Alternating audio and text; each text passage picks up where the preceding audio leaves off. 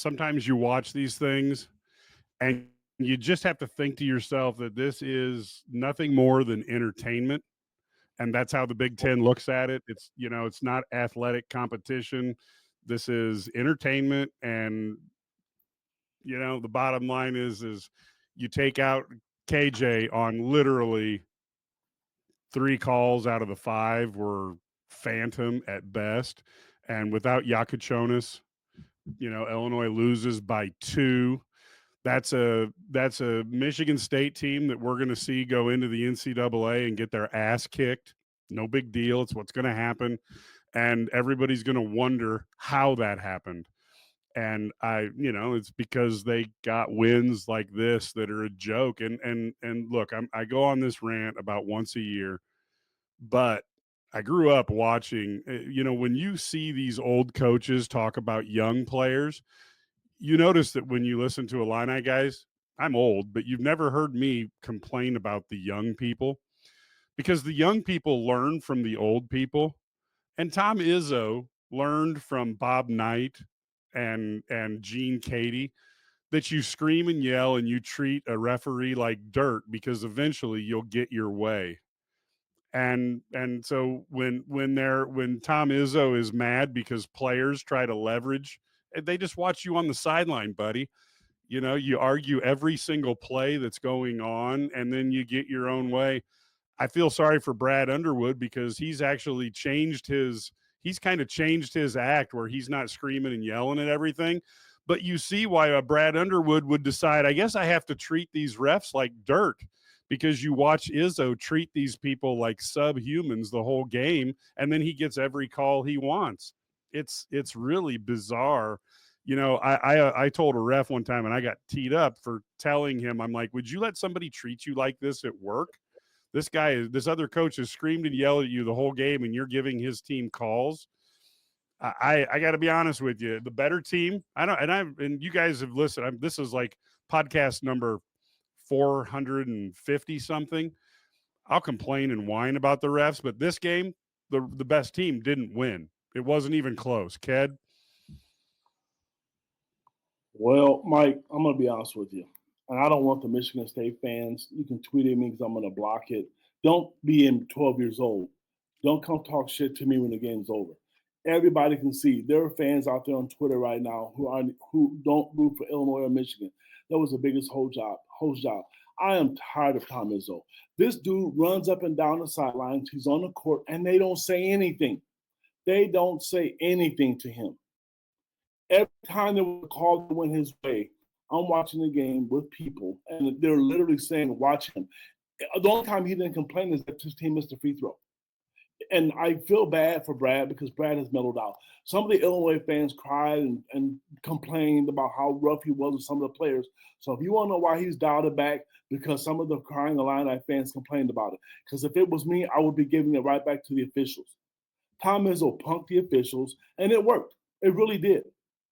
And to sit Kasparis, the fouls that he called, and honestly, not just Kasparis, there was about 4 or 5 calls that were late. Clark Kellogg eventually admitted it, and I'm sick of hearing announcers saying how good the crew is. No, they're not. Well, that's it, Ked. See, Ked, nothing will change. And look, I get Clark Kellogg. I get exactly. He's making all this money, and you'd think he's also worth enough. He doesn't have to basically, toe the line like this. But he's worth all this money. He doesn't want to lose it. That's why you and I will never make money, because we'll actually say what we think. But the bottom line is until the announcers actually grab a ball sack and actually say something when it's happening, it's never going to change. And again, this was a joke. KJ, maybe 2 fouls were legitimate. The last one, he got beat and he just made a bad move. That was a foul. I think one other one was a foul.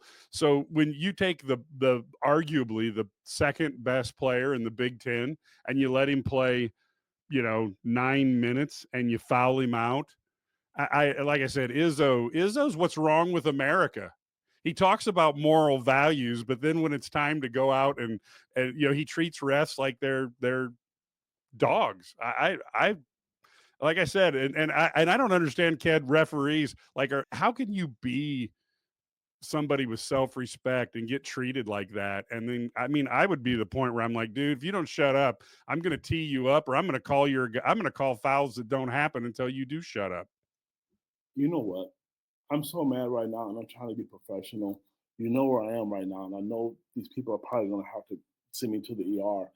To the ignorant people who are literally dumb and can't spell, who's never played a basketball before, ever coached a goddamn basketball game before, don't send me some stupid, cheesy pictures because somebody shot the same amount of free throws. Maybe Illinois should have shot less. That is a possibility. I don't want to see those stats. Those stats mean nothing to me. Illinois got hosed on tons of calls today. Again, not just Kedric or Mike or Brad or Larry or Matt or Doug Bouchon or whoever, Derek Piper.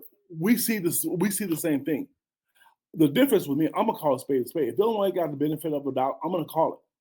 Tom Izzo complained so much to where he got those calls, and their game plan was, which was smart, I give him credit, was to take KJ out. Some of the first foul he got, dog trash. The fourth one, I can't even believe they called, and it was late. We were going down the court, but you know why they got it? Because Daddy Tom Izzo complained and got a foul. It's sickening to me. It's not right, and it's not going to change. It's not going to. To me, the coaches that I know that who have abused their power, Tom Izzo is one, and Mike Krzyzewski. I think Bill Self is one of the most respected coaches in the country. You don't hear that about him. You don't see that about him. You never do. Well, look, this Michigan State team, Ked, they're just going to go to the NCAA and get their ass kicked again, because if he can't get every call, this team, I'm sorry, they don't shoot well from outside. They're not particularly athletic, and the only thing that kept them in the game was keeping Illinois' best player off the court. Like I tweeted out right now, they're playing 8-on-5, the officials and Tom Izzo. Okay, that's what happened. You're not going to win games like that. And I know Brad's going to go into the post game. He's going to be nice. He's going to be politically correct and say all the right things. But he is a competitor. He knows damn well he got holes up there today at Michigan State. The officials didn't help them out. And High Knee needs to go back to hide somewhere else, because I'm telling you, not a fan of his. And when Tom complains, they listen. The issue is this. How can you run on the court and run up and down the sidelines with that theatrical stuff and get away with it? So, well, I'm not mad. Yes, we are. And I should be. We should be. And look, there's some dumb people who aren't very bright going, they can't handle the physicality. Illinois still, with all those things going on, still out-rebounded Michigan State. But again, excuse me 1 second. Excuse me. Those people who make those comments, those people did not even finish kindergarten. Don't get yourself worked up over that, Mike. So I'm going to tell you right now, Illinois is not physical. You just said it. Rebounding is all effort. It wasn't the Michigan. How was Michigan State physical? That wasn't it. If anything, if you're going to say the foul, Illinois was the one who was aggressive. Don't let those comments don't put on the screen. They can go back to their preschool, kindergarten day, ride on a different bus, learn the game before you're going to say something. Because here's the interesting thing, Ked. What? Both Seth Davis came out and said Illinois is the best team in the Big Ten. Ant Wright was actually taking clips during the game of how bad the fouls were. And he's a Michigan man, and he was putting them out going.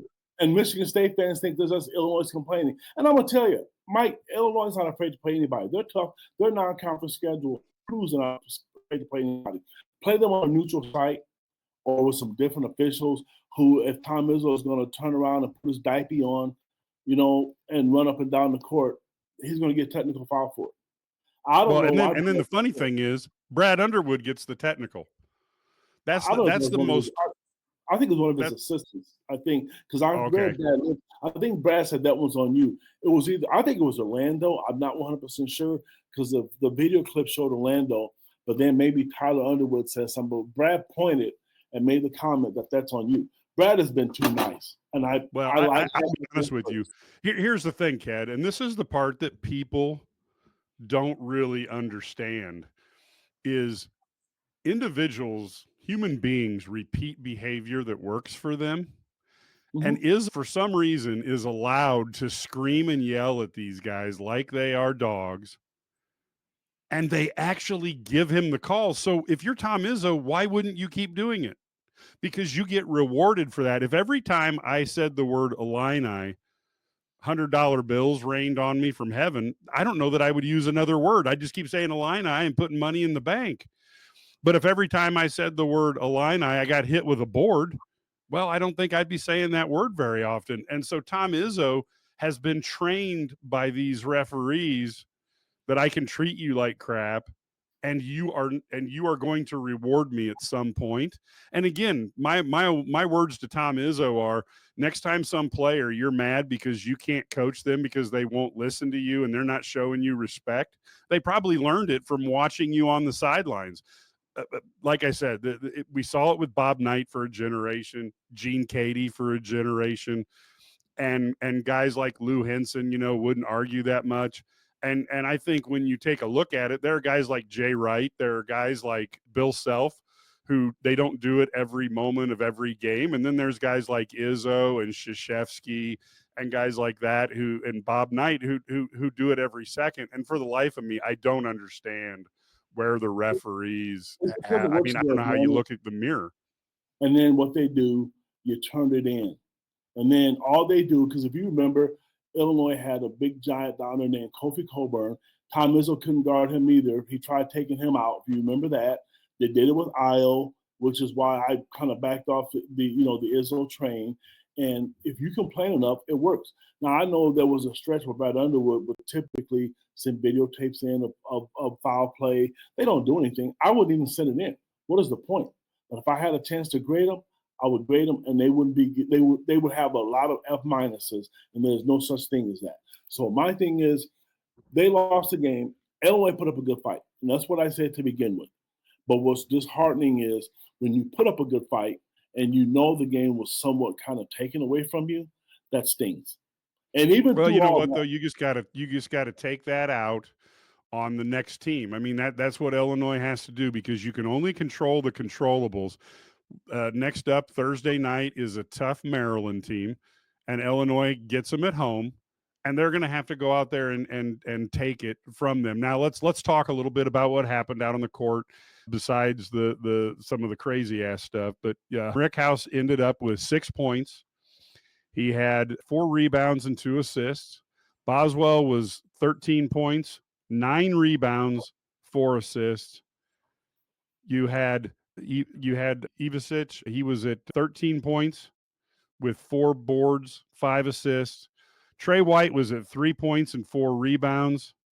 Obviously, Kasparis is at 3 points with 3 assists. That's pretty amazing in 9 minutes that he got that.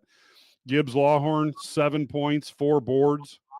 You had Will Riley at 19 points and 6 rebounds, 2 assists. Jake Davis with 3 points and a board, and Morez with 11 points and 6 boards. So you've got a team that played relatively well. I think a couple things, I guess, that stood out to me from a standpoint of where do you try to do things a little better is Boswell. There was a period of time where I think he felt he had to carry the team. I thought he forced a couple shots, but and had a couple bad turnovers. But again, he's going to have more turnovers when you don't have another ball handler, i.e. KJ, who's going to handle the ball. He's going to have the ball the whole time. There's going to be a few more turnovers, but there were a couple that hurt. Trey White he kind of disappeared this game.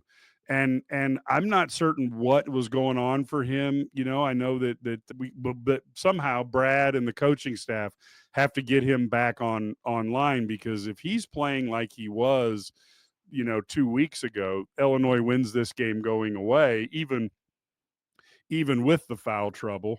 I thought Morez played well. Obviously, he's got the opportunity to improve on the free throws, but still 5 of 8. He did a good job on. And I just like to see I would like to see the team get Rickhouse a little bit more than just 3-point shots. I think the one thing I think that the Illini could have done a little better was try to isolate the smaller guards and run some actions where you get the pick and rolls or where you get switches and then try to take advantage of that. And I was really hoping Trey White would have been able to do that in the second half. Well, I'm not calmed down, but I'm going to take a deep breath. Looking at it objectively, Illinois lost to Michigan State playing 9-on-5 without their best player. So when you put it in perspective, if KJ plays, it's a different game.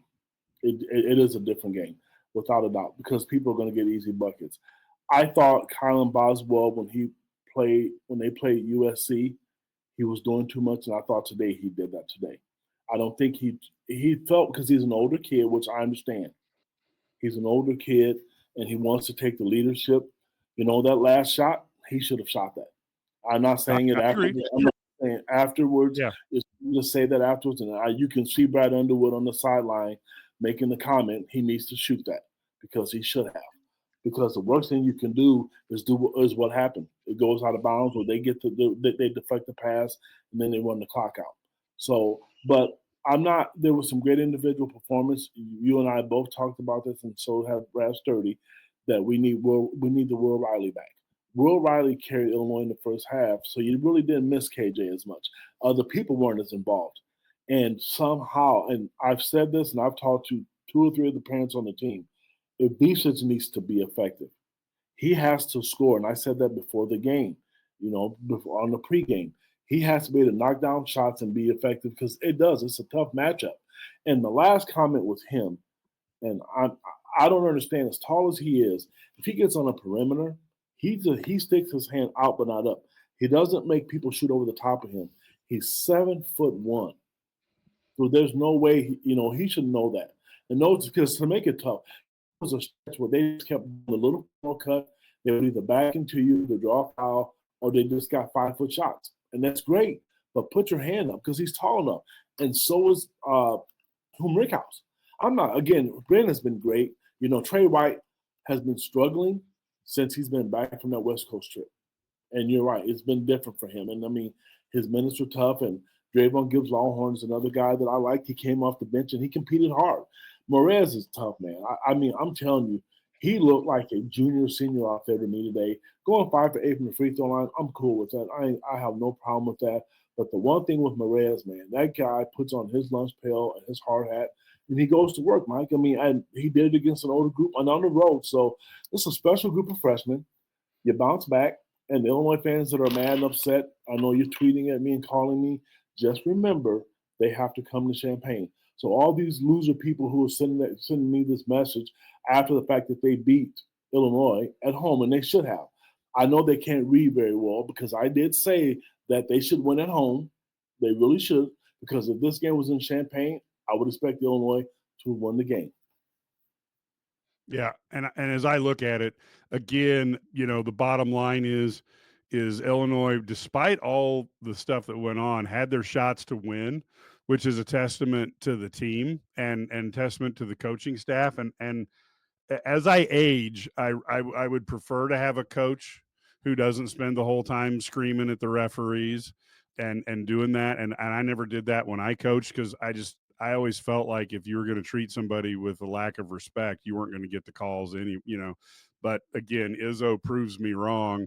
And I got to wonder, again, let's go with one other thing. I actually think it would be interesting to see something along the lines of a Clark Kellogg. All these guys, obviously, they want to protect their income, and I get it. I would want to do that too, although at some point when I get enough zeros in the bank, I don't know that I care as much. But it would be nice if somebody would actually stand up to these coaches who behave this way. And, but instead it's going to be fawn all over because I want access to his team and I want to be able to interview him and yuck it up. But ultimately, like I said, a lot of these guys in the media want to have friends, in the industry, but it would be interesting if you would actually, you don't see people screaming like that in football. You might see the occasional whining, but you don't see this type of just all out and out stuff because they just don't allow it, and it doesn't really pay off. No, it doesn't. And ultimately, but as I look at this, what does coach do to get Trey White back on back on track, because man, when he was adding those 12 to 22 points a game, that made Illinois even more of a threat and much harder to deal with.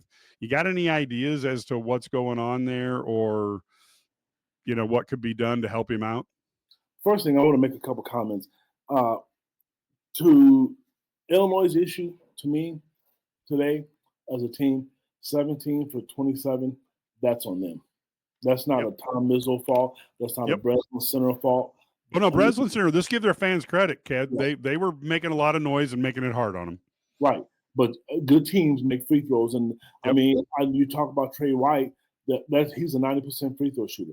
He had fouled on the 3-point shot and only made one of them. So that part, they have to look themselves in the mirror, because if you make those free throws, you win. Even though you're playing this 9-5. And I just found out. I just got a word that Ibisic has strep throat.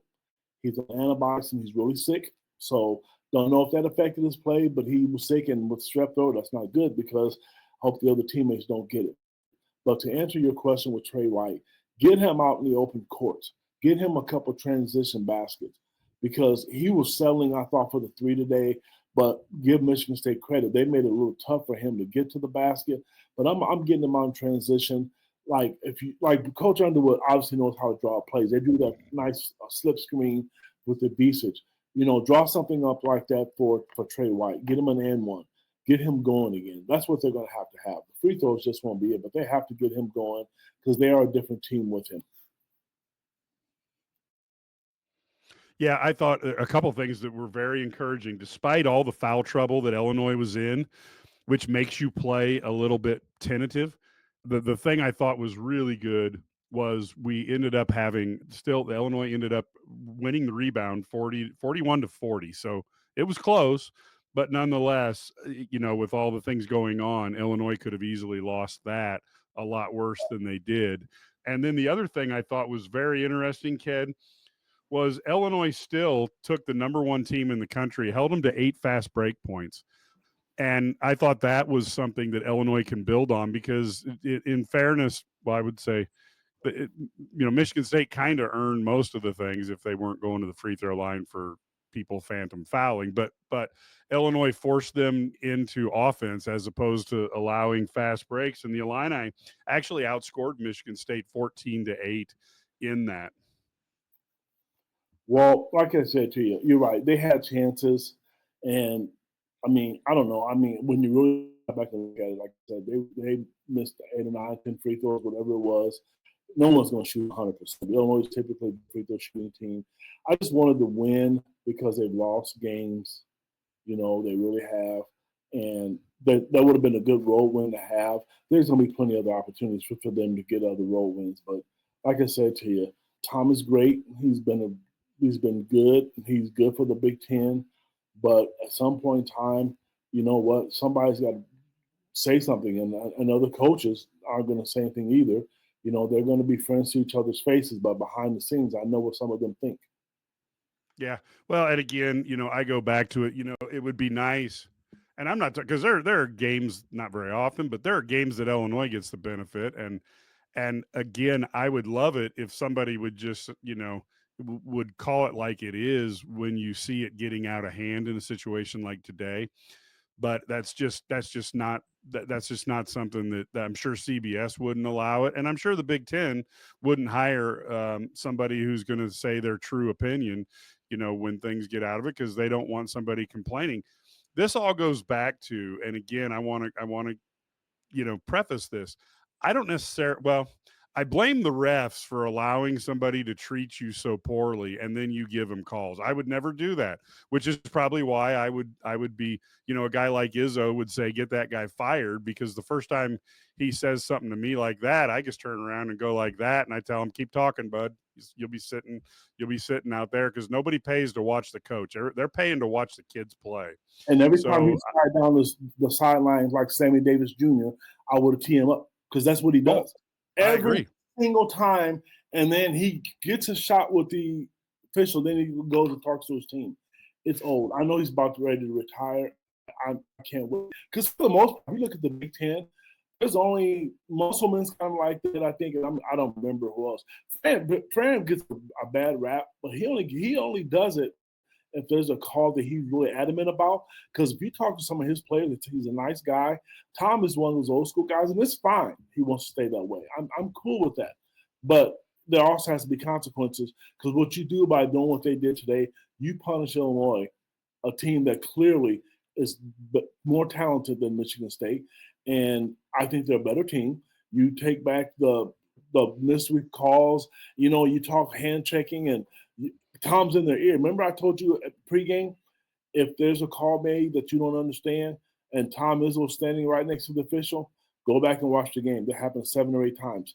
This is what I'm telling people. Well, we had at least 2 calls that were like 3 or 4 seconds between the play and the call.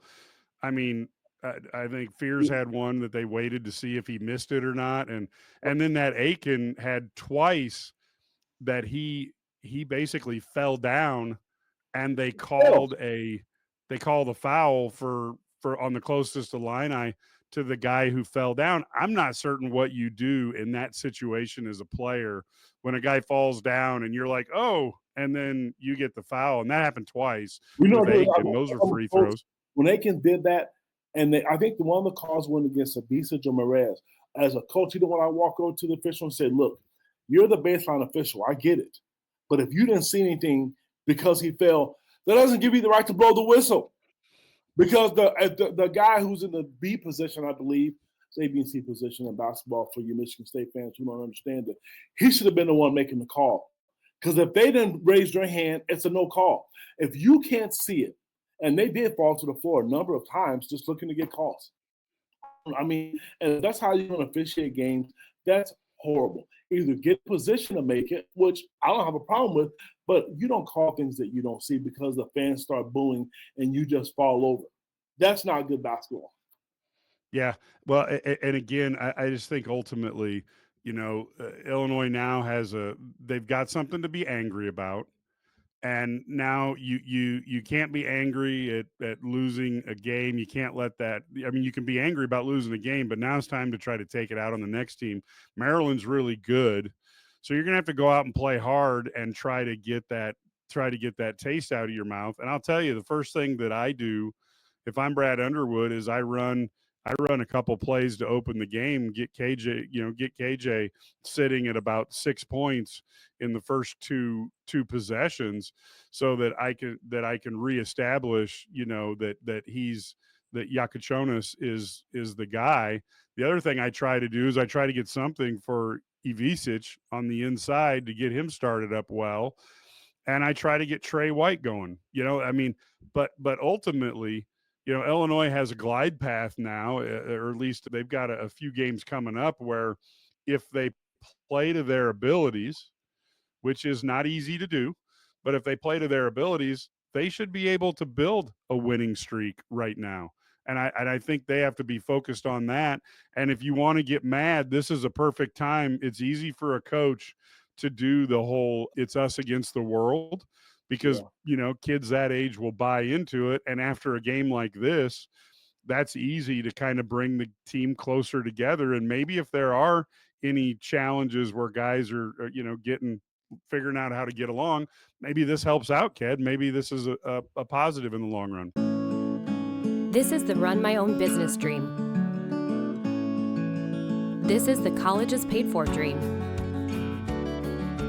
This is the retire early dream. This is Busey, where your dreams and possibilities become moments through trusted guidance and expertise, through lifelong relationships. Because we're here to help you achieve the life you've always envisioned. There's not, to me, I know you've been nice and I respect you and you know that. There's no positive in that today. I thought that was horrible. And I just one time, I know the Illinois fans will donate $5 to help Brad Underwood pay for his fine for being critical. I know what he thought. I haven't seen him that adamant in a long time. And I'm not going to say names. But I'm looking at my phone, and this is embarrassing. The amount of people. One of them is an NBA scout who flat out said that was a gift to Michigan State. So it's awful. And a couple parents, and it's just, you know what, though? It's not going to change. So I should quit crying about it. And like you said, go compete, go get the next one, because I do think their schedule is favorable. Maybe they can go on a 10-game winning streak like Michigan State did because they haven't played anybody. So maybe Illinois will get that part of their schedule so they can go return the favor and do the same thing. And for years, and everybody who knows me personally, who knows me, not just tweeted me a few times, they know in the tournament, I'm a huge Big Ten fan. They know in football, when it's bowl season, I'm a huge Big Ten fan. Today, I'm done. I don't care what Michigan State, I don't even care if they get in the tournament. If they want to go on TV and say the SEC is better, I might retweet it. Just because I'm no longer going to support the officiating that they have. I'm no longer going to support, Tom Izzo crying up and down the sidelines and, me giving him credit because of what he does. And I'm done with that. That's bogus to me. I'm not a fan of that. You want to beat Illinois, beat them fair and square. Well, and again, I look back and I don't know. It comes back to when you have over $1 billion, hire referees, put them in a better situation to succeed. And I got to be honest with you, whoever, I forget his name, whoever the Big Ten supervisors, their official supervisors should be fired. I mean, no offense, but you've allowed this garbage to go on so long. We're looking at the last title being 2000. And Ked, you and I are on the recruiting. We go to basketball tournaments, just so you folks know, if you're not familiar, IlliniGuys.com. We go, Ked, Brad, and I have a lot of years of basketball coaching experience. We go out onto the road and look at players and stuff. And I got to be honest, when we talk to some of the top players in the country, they don't want to go to the Big Ten. They don't want to go to a conference that they got to worry about getting their nose broke like Io did because you've got thugs in the game. They don't want to go to a conference that they see games like this. They're like, yeah, get me to the SEC, get me to the Big 12. And if you're somebody who tuned in, if you're a fan who tuned in because you wanted to see, how good is this Yakuchonis? Well, you tuned in, you didn't get a chance to see it. You got to see how a ref can run all high steppy. You saw that, but I'm not certain you saw anything else. And unfortunately, that's a potential fan that you could have grabbed. I look at this as the Big Ten. They need to hire refs. They need to train them full time. They need to give them a schedule that they're not dead tired from. They need to, and they need to also make sure that they have a supervisor who could find his posterior with a flashlight and two hands, because the style of game that they do is horrible. And the other thing I would do, this is why you'll never see me in any big sport, but I would get to the point where, we're going to have about a half a season where most of the coaches will be sitting out because we're going to tee them up and we're going to let these guys play basketball, and we're not going to have all this screaming and yelling and crap like that. And it's again, and the other thing is I would also hire referees who have a little more self-respect than to be treated abusively and then reward your abuser down the stretch. And then want to be your friend when the game starts, and you want to go out there and act like your best friends. And I know we're talking basketball, and I'm gonna stay on topic, but a couple of years ago, Illinois played Michigan and Ann Arbor. Michigan was undefeated. Illinois I think they had 5 losses. And there was a horrible missed call by the official. And Brett Bielema complained about it. But guess what? Nothing happened. And I think Michigan got away with it because of who they were. And that's why I'm surprised to see it happen to Illinois in basketball because of it. I think the changing of the guard, and whether people like them or not, you know what, they're relevant. And I'm gonna continue to say that. The officiating is not going to change. I'm just in the tournament. I don't want to see one. I don't want to see a Big Ten guy involved. And there's a couple guys that I know personally at the AAU events we talked about earlier, going to some of these events and they're training other officials. I'm telling you, if they say something to me, I'm probably going to be kicked out of the gym because I'm sick of watching them just make phantom calls. Or if a coach, I've heard officials say, okay, I'll get you the next time. That's bullcrap. You only call what you see. That's it. If you don't see it, don't call it. Don't let the fans influence you. None of it. So I want Illinois to come back. I want them to compete. I want them to roll Maryland. I really do. I think it's important that they do that. I felt bad for KJ because he looked like he had that little extra step. And the thing about him, he puts the ball in places where other people can score. I think if Bisic he may have been more effective because he wasn't playing, because they do play well together. And I'll give Tom credit for this, Izzo. If his game plan was to get KJ out of the game and have his kids and flop, and it worked. On the same time, I'm going to the press conference and I'm going to address that. Well, like, look, here's a gentleman who thank you very much. You are involved in this podcast a lot, but this was, I don't know if it's orchestrated. I'll be honest with you. I don't put competence at the high level of what I see with officiating, but there were certainly some bad calls there, and who knows. But in the end, as bad as it got, Illinois still needs to make free throws, and they need to make threes. And if you recall at the beginning of the game, I talked about the fact that KJ and Ivisic and Morez had to stay out of foul trouble, and KJ got in phantom fouls, so he was definitely in foul trouble. And I also said they'd have to out rebound the Michigan State Spartans, which they did. And I also said they needed to shoot more than 30, preferably more than 35% from the three, which they did not. So when you add the fouls and the did not, that makes it a difference. And then you threw in, you got to be better from the free throw line. And, if we see a similar, I'll be honest with you, I'm not really interested in seeing the opposite when they play in Champaign. I want to see a game where Fears and Akins and Kohler, all those guys, if Illinois is going to beat Michigan State, I want all the Michigan State guys on the court, so there's no excuses. And I'm not really interested in watching a game. I don't really care who the refs are. I'm there to watch the athletes play, not watch some old guy blow a whistle because Tom Izzo's crying, or Brad Underwood for that matter. So I'm hoping that when they play, we get to see a clean game, and we'll see who can win, and then hopefully they'll get to play a final time in the Big Ten tournament. Well, I do care. I want the same thing. I want the same thing to them. I'm sorry, buddy. I want the same thing for them, and then I want Tom Izzo to let his lip drag on the hardwood court at State Farm Center because he didn't get a bunch of calls that didn't go his way, and then I want to see the officials swallow the whistle like they did and let KJ play. I do. I'm not giving them any benefit of the doubt. Mike, we've been in business for 4 years together. I don't have any respect for them. Football, basketball, the closest thing I can say what they're good at, and I do watch women's volleyball and baseball and softball. I watch all those sports. I'm a sports guy. The football and basketball, it needs to change. It definitely needs to change. And I'll tell you, anybody out there listening, you can take this segment out and you can ask Brett Bielema.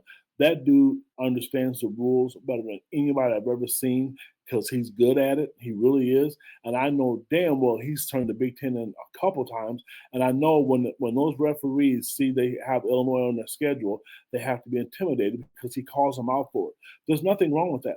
If you're making that kind of money, then you damn well better do your job or you shouldn't be there. Mike, if you can't do your job, you should be replaced. If I can't do mine, I should be replaced. Don't let them continue to sit there and do that because you screw kids over.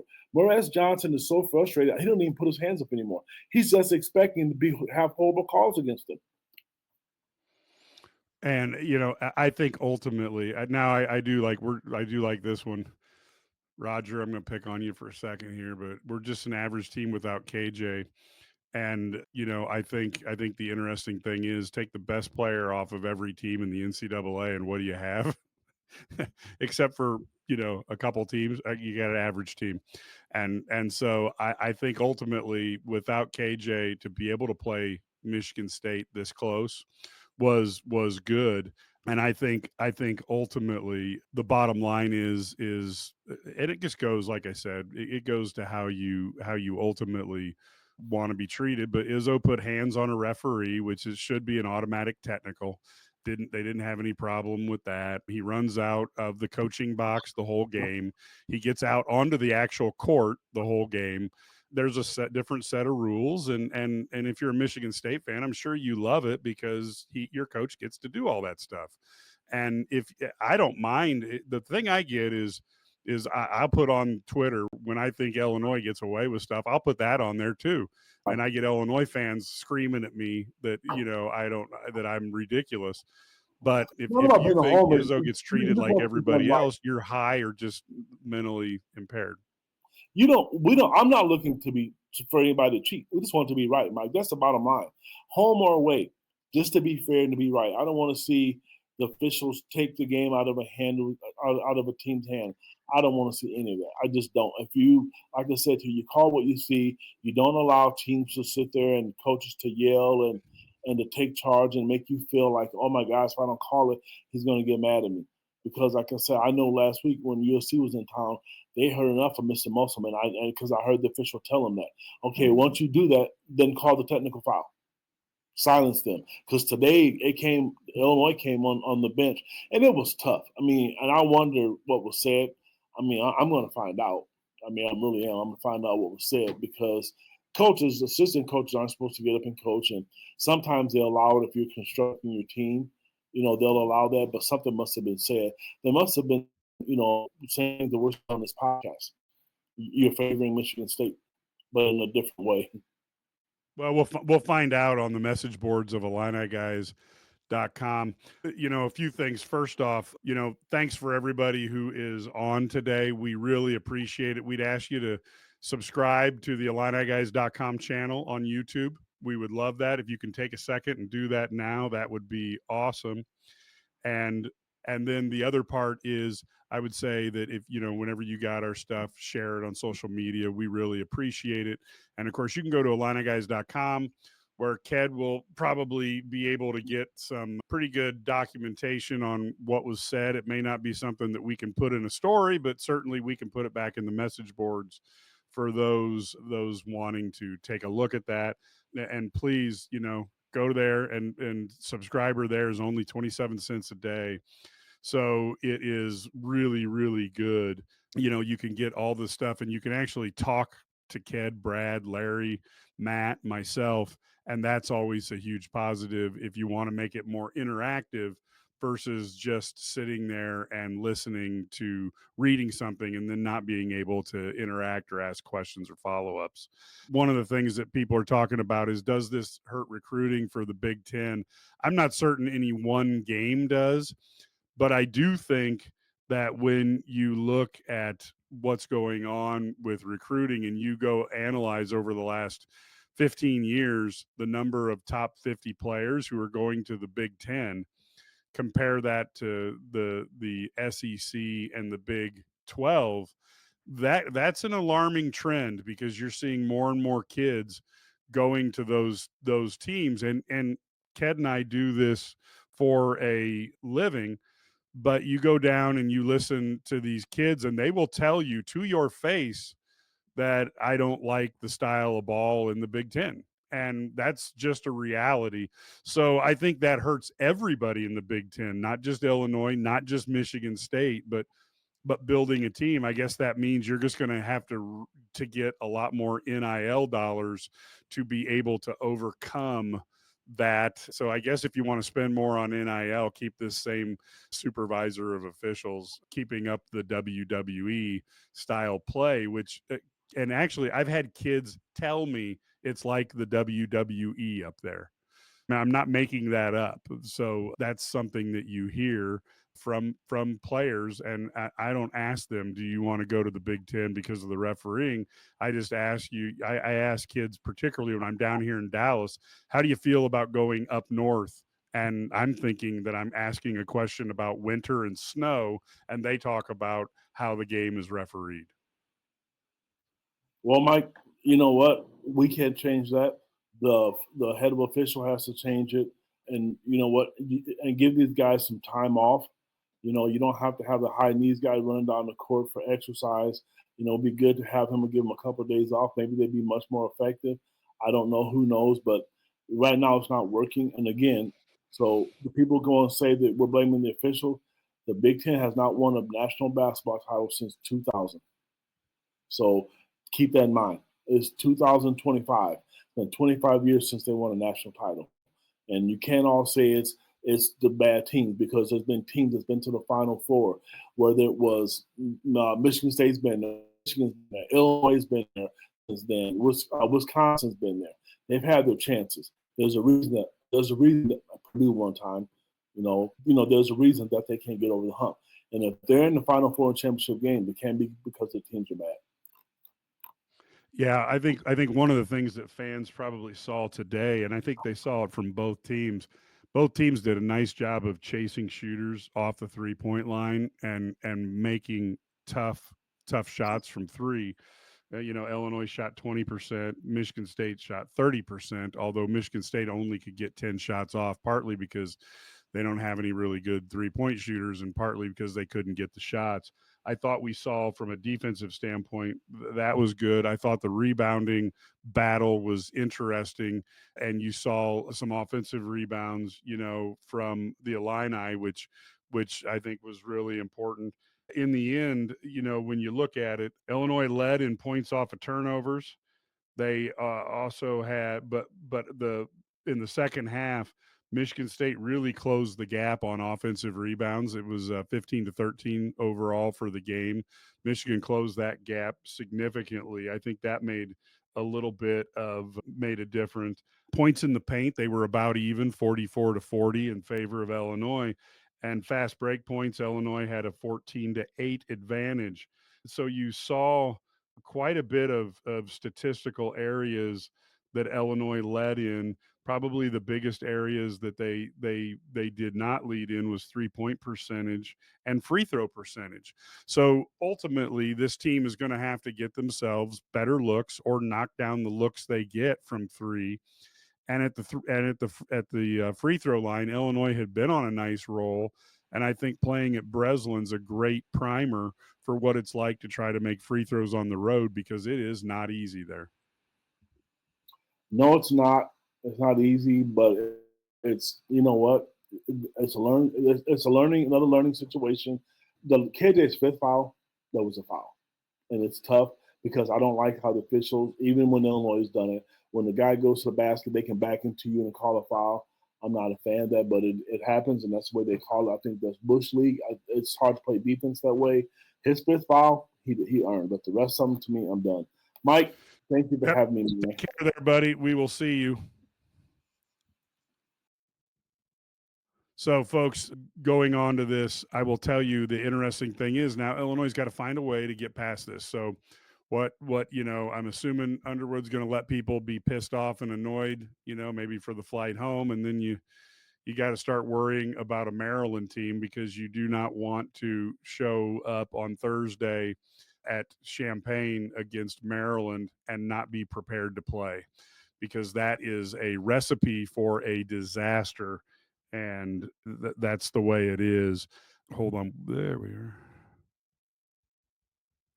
And so that's ultimately where you want to go, is you have to find a way to not let this loss turn into two losses.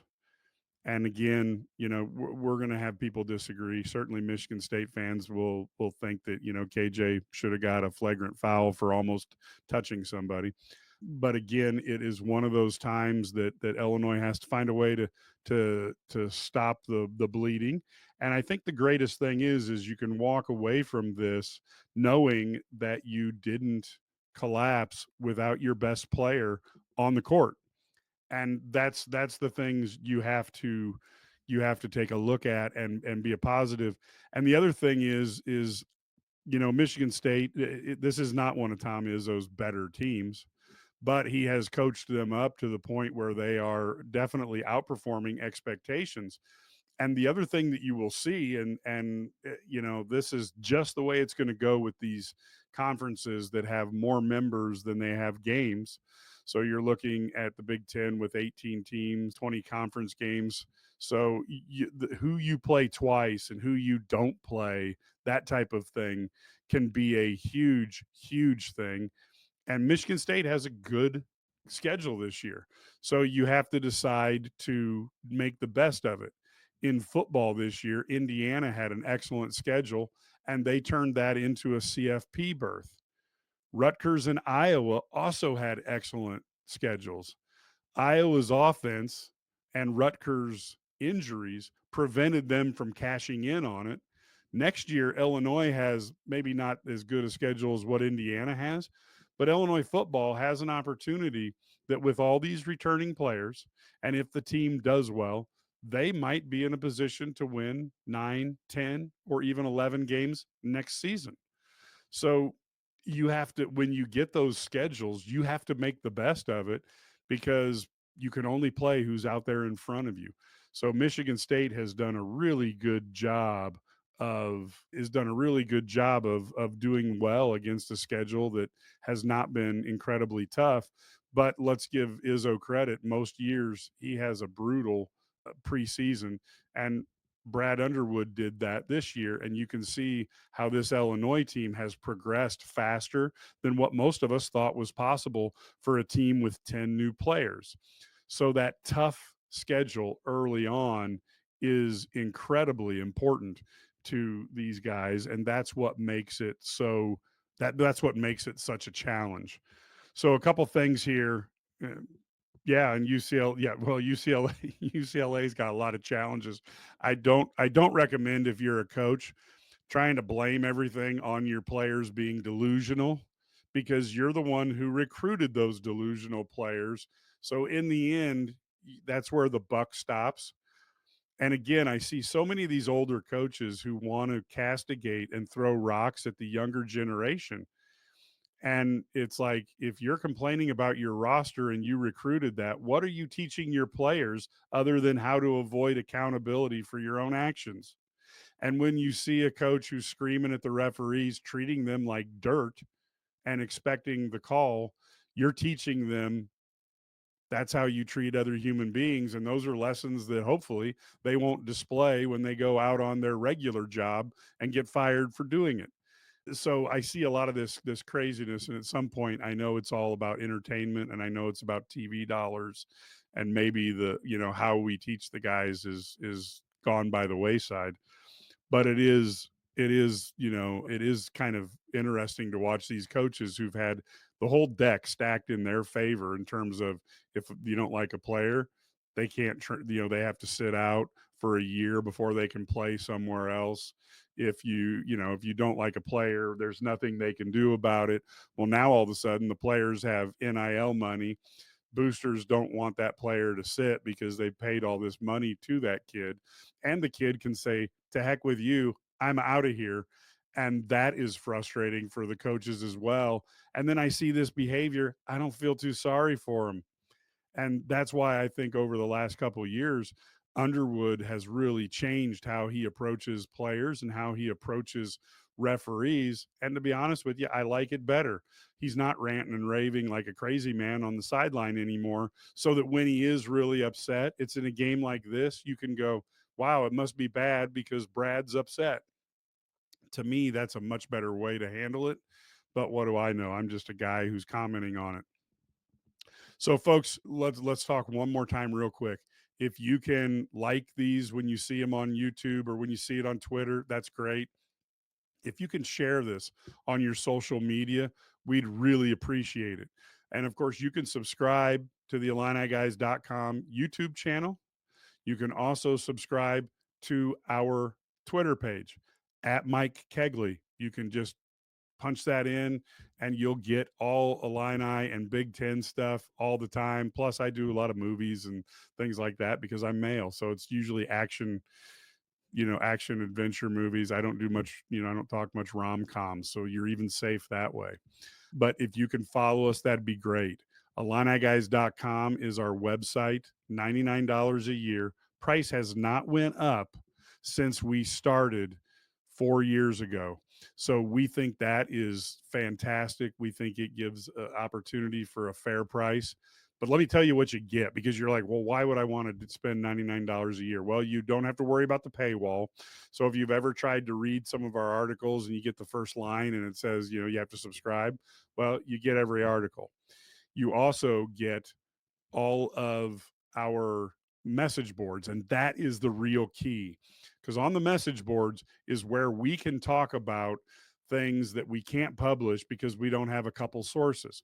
Look, we have Larry Smith, a guy who's a veteran CNN reporter.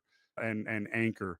He's also been an anchor of multiple large television stations, currently down in Lexington, Kentucky. But he has been the anchor. He runs the news crews there. So we don't go with something unless it's got real ability to be fact checked and we have sources. So when I read other people in the marketplace saying they don't understand journalistic ethics, I have to laugh because somebody who has a weird hairdo thinks they know more about journalism than Larry Smith. It's funny. But on the message boards, if we can't confirm something, but it's a rumor, we can put it out there and give you an idea of the context of what's going on behind the scenes. And then the cool thing is you can watch this podcast, you can read an article, and you can say, well, Mike or Brad or Ked or Larry, what the heck are they talking about? And you can actually go right to us and ask. We can talk in threads or by direct, DM, but I like doing it in the threads for everybody to read. And we can talk about the question you have. It's interactive. It's not just us pushing out content to you, you nodding when you read it and moving on. You get that follow up, you get that deeper understanding. So that's there. It's a real opportunity. We would love to have you there. And we have thousands of Illini fans who talk on those message boards, and you would be shocked. You can build long-term relationships there. Larry, Brad, and I met on a message board like that and have had a friendship that spanned almost 20 years. So, and we now run a business together. So that's great. But we would love to have you there. And again, follow us on Twitter. You can follow the IlliniGuys Twitter, Brad's, Ked's, mine. You'll get tons of stuff, get involved in a lot of conversations. And ultimately, we will cover the Big Ten and Illini sports about as good as you're going to get it covered. Unlike a lot of people, though, we'll actually tell you what we really think. And I know, like I said, Clark Kellogg's not going to ever come on our radio show because I was too mean. And you will get on to, the Big Ten supervisor won't come on because we actually say what we think. But ultimately, that's what people value. They want an honest opinion. They don't want something that's, been catered and refined for public consumption. So we give you the honest gut feeling. And occasionally we'll tell you, wow, upon further review, we were wrong because you know what? Humans are wrong too. So please come on board. We would love to have you jump on. And of course, we also will be around for you to follow and talk to. In the end, folks, we really appreciate you guys being here.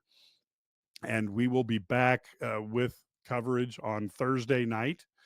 Until then, go Illini.